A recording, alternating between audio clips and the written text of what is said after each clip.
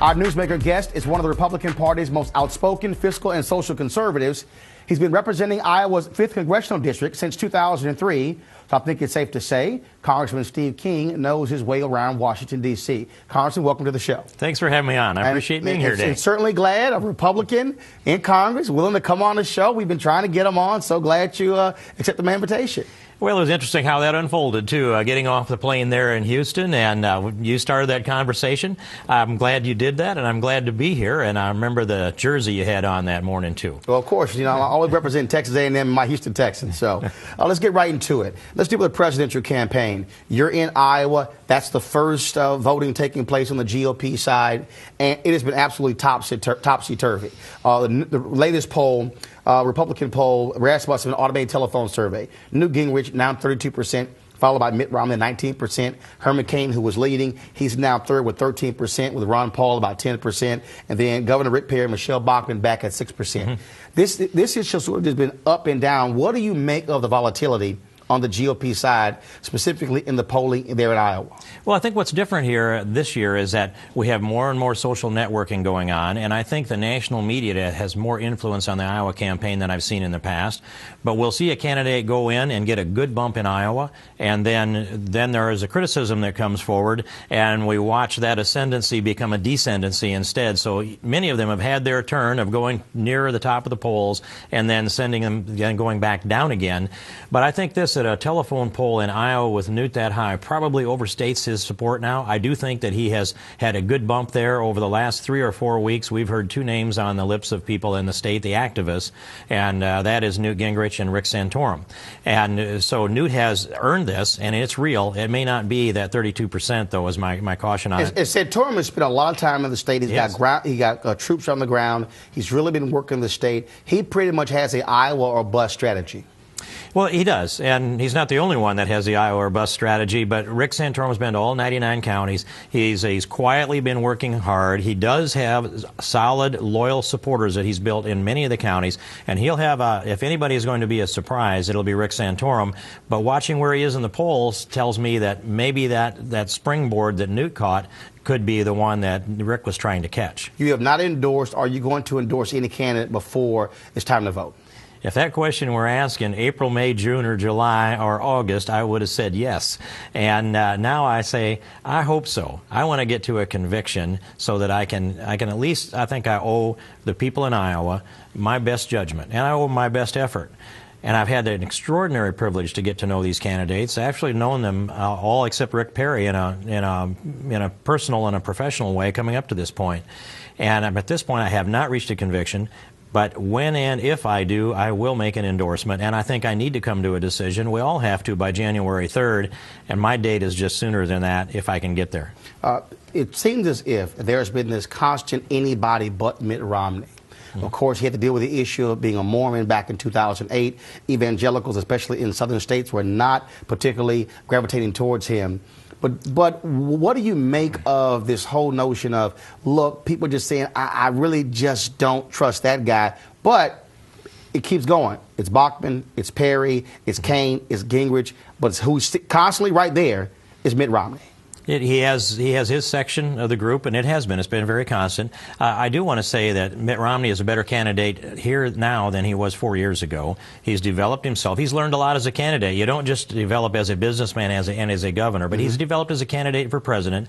And part of this contest, this test, this nomination process shapes the next president. It isn't just reaching into an office or a factory and pulling out the person who has the best DNA combination to be president of the United States, but it's the development and how they meet the challenges, and Mitt has met those challenges, but he seems to be stuck where he can't get above. And in fact, this is the first poll I've seen where his numbers diminish some. So I don't think that's a trend. I think he will hold those numbers pretty solid.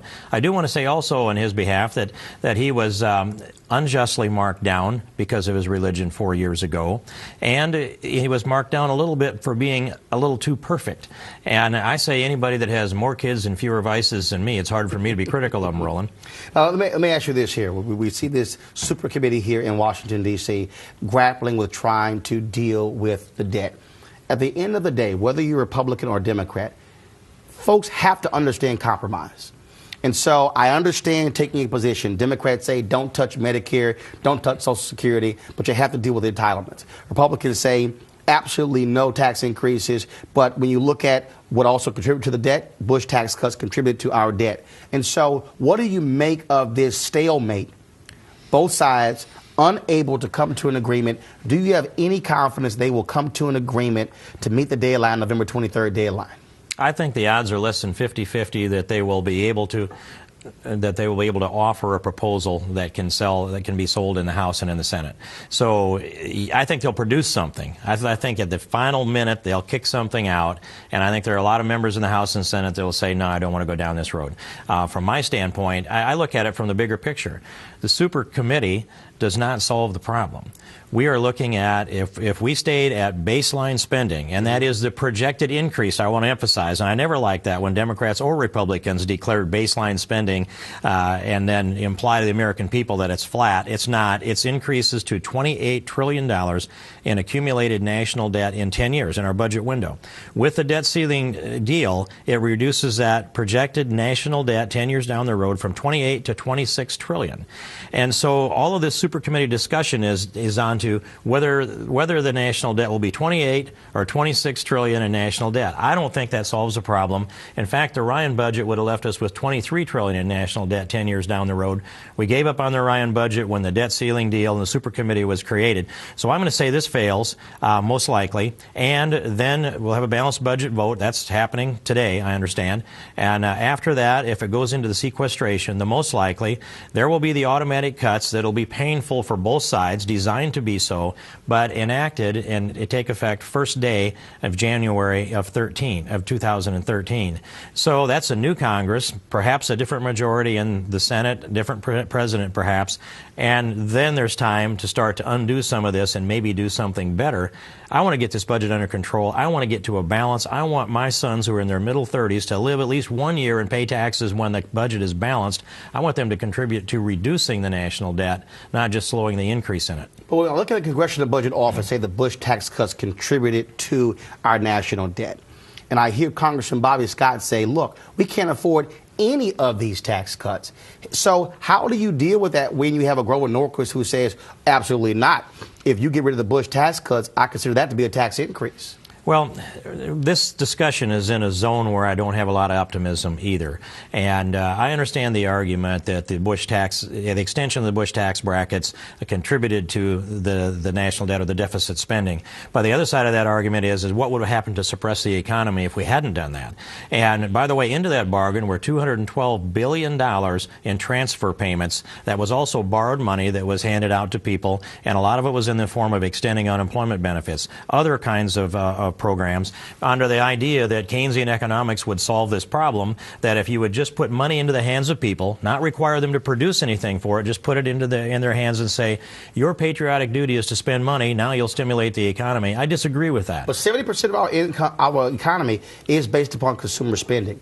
And so are you saying absolutely no benefits to the unemployed, or are you saying extend unemployment benefits, but then they do something while they're getting those checks? Well, I think extending the unemployment benefits to 99 weeks slowed our recovery. When I'm sitting around with people in my neighborhood who have identified good employees, and they know the last day that their unemployment runs out because then they can get them to go to work. Those conversations are taking place by the millions across this country. So I think 26 weeks was long enough. I think that beyond that, we should be asking people to work in exchange for those unemployment benefits. We have 72 different means-tested welfare programs provided in this country, and no one can list them from memory, let alone understand all of the things that they do. And a lot of it is a disincentive for people to go to work. I want to enhance the production side of this. We tax all production in America. Anybody that has earnings, savings, or investment, Uncle Sam has the first lien on it. So that's a punishment for production. And by the same token, we're borrowing money, some of it from the Chinese, and telling people spend, spend. Well, if you push the consumption side of this too far, nobody's left to produce anything for you to buy with the money we've borrowed. Got to answer this question. We saw a Congressional committee, a House committee this week, vote when it came to school lunches and nutrition. And Congress basically said, according to this committee, that pizza and French fries can stay on the menu. Now, Here we have a health care problem in this country, an obesity problem in this country. We have more children in this country with juvenile diabetes who are much larger than the previous generation. Shouldn't we be sitting here saying, yeah, a kid may say, I would love to have pizza and french fries, but somebody needs to be able to say, your little butt needs to get some vegetables as well, because in order for us to fight this, because if we don't, our healthcare costs are going to continue going up by virtue of being an obese nation. So was this committee correct in their vote, and will you support the measure to keep pizza and french fries on the school menus versus healthy choices? I'm not much about trying to be the nanny state that tells people what they can and can't eat. In fact, I don't think that young people, 30% of whom are overweight now, and we had our previous Secretary of Defense say it's a national security issue because these kids are too fat to make it through basic training. I say, put them into the military then, extend basic training until they make weight. They can go out there and work out and go on that military diet. It didn't ruin their muscle tissue, their skeletal tissue, or their nervous tissue. We can get them into shape. But we need to have an active lifestyle, and they're stuck behind the television, and a lot of schools have given up or reduced their physical training. Do the budget cuts? Well, perhaps, yes. Not perhaps. I have 4 teachers in my family, 3 sisters and 1 brother, and one of the reasons they cut recess, they cut physical education, was because of budget cuts. Okay, let's just say due to poor prioritization. That might be another way to describe that. But I want to see them get exercise, and I don't think we can control their diets. There was an effort in this country to cut 1.5 trillion calories out of the diets of young people, and that's a lot of calories. They were going to do it by taking a couple Doritos out of the individual serving bag and reducing the calories in the power bar from 150 down to 90 calories. I say these overweight kids are voracious feeders that don't get exercise. They will take 2 candy bars instead of 1, and it'll be 180 calories instead of 150. But as you do know, one of the reasons we got the school lunch program is because the United States military said, 40, 50, 60 years ago, we're an undernourished nation, largely in the South. And that decision by the military to change the diets caused a shift in terms of feeding children in this country. Well, so, but then, so you're going to vote for this initiative to say keep pizza and french fries on the school menu. I just don't want to be a nanny state that says you can't eat pizza and french fries. Kids have to eat for calories, too. There's always that hungry kid in there. I remember I'd go sit to that girl that wouldn't eat what she had to eat, and I'd scrape her nasty old macaroni and cheese over and eat it because I was hungry when I sat there. And so I think that what we need to do is, by the way, in the last farm bill, which is, by the way, these farm bills, 74% is nutrition. We put that nutrition in there because people were suffering from malnutrition, as you've essentially stated. We had the witness before our committee was Janet Murguia, the head of La Raza, who testified that one of the reasons for obesity is food insecurity. People were anxious that they didn't know where all their future meals were coming from, and so they tended to overeat, and we could solve some of the obesity problem by making sure nobody ever had to worry about their next meal. I can't even get into that discussion. It is so bizarre to me. Give people more food that are overweight, and then we'll solve the obesity problem. That's Orwellian, in my view. It's humorous, but it's Orwellian, Roland. Well, I'll tell you what, when it's impacting our budget, I say we better pay attention to obesity if we care about those health care costs and dealing with national debt. Congressman, I certainly appreciate it. Thanks a lot. Look forward to having you back. It is my pleasure. Thanks for having me, Roland. All right, thank you.